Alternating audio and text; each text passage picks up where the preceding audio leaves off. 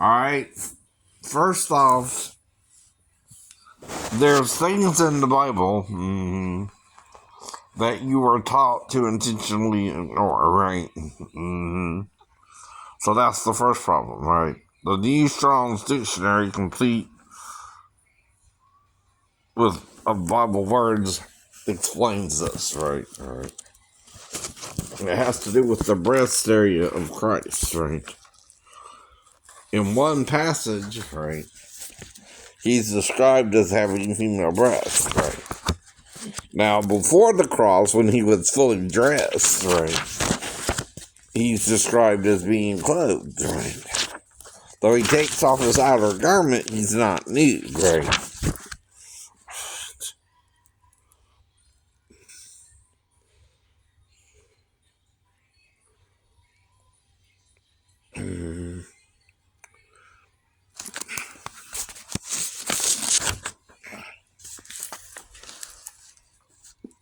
Now, the word is breast, right? But the word in the Hebrew is spelled differently in Greek.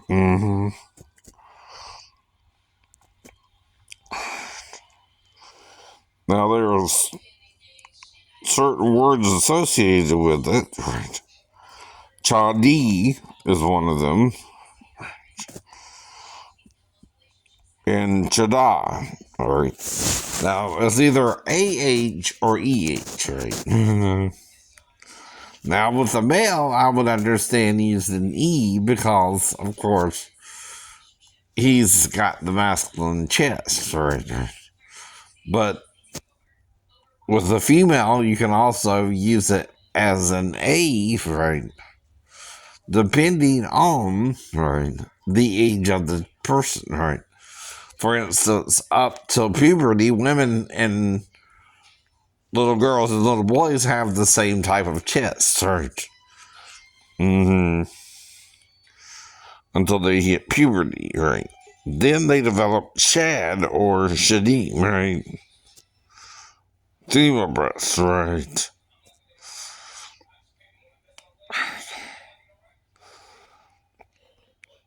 Stethos is usually used of males, right?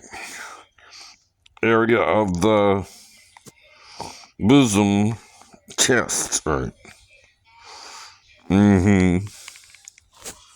So if there's two different ways to say the word, right? And Christ has both definitions, right, of the word, right? You're hiding what the word means, right? And that Jesus might could even be transformable, right? From androgynous, right, to male and female.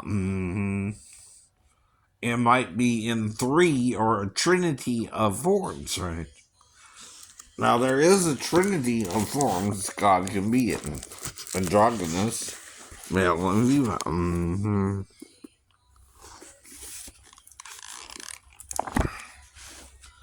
The other spelling of the word, all right,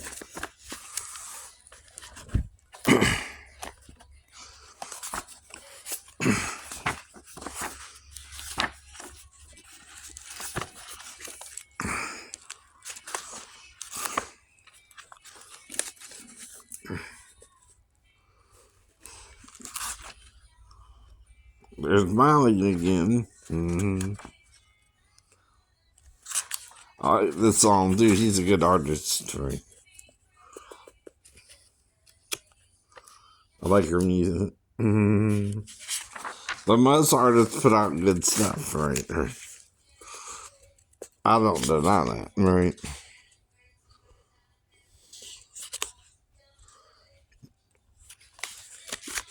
Alright, the second way it's used is called paps, right? But this only applies to female breast. And is even used with Jesus himself, right?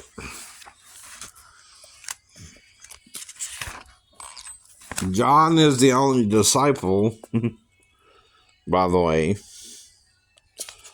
to see Jesus on the cross, right?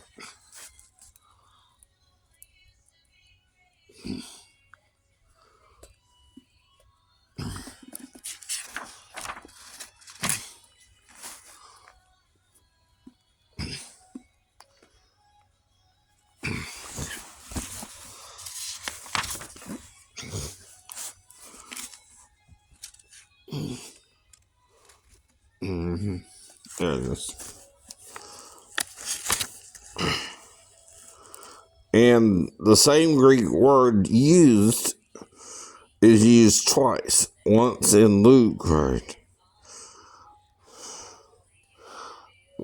Once in Ezekiel, right? And once in Revelation.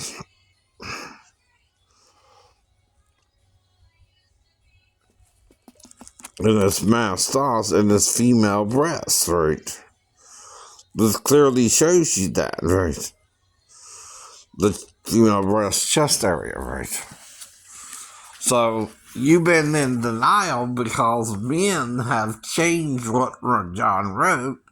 And the problem is, if you change what John wrote, you can be cast out of the book of life, right? Itself, right? You don't fear that anymore. You don't care anymore. This applies to transgender people too, right? Not just normal male or female, right? If God can change its form, right, and it's the God of gods and the Lord of lords and the King of kings and the Queen of queens, right, and Lady of ladies, right,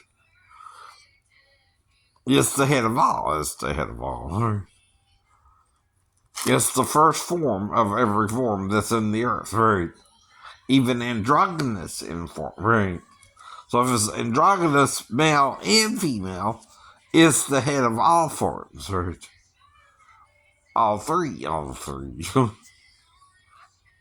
That's why three appeared with Jesus, but Peter, James, and John thought it was Moses and Elijah, or more specifically, Peter in error did, right? He didn't know who the other two were and jumped to the conclusion, which was wrong at the time. I know. It wasn't Moses and Elijah. No. It was his male and female side, right? So that he may be the God of all flesh. And nothing's too hard for him. And they appeared as an adult, right? Not two children having to grow up, right? With it, right? Because they were always one in him, right? So he's three in one, whereas we're two from one, right?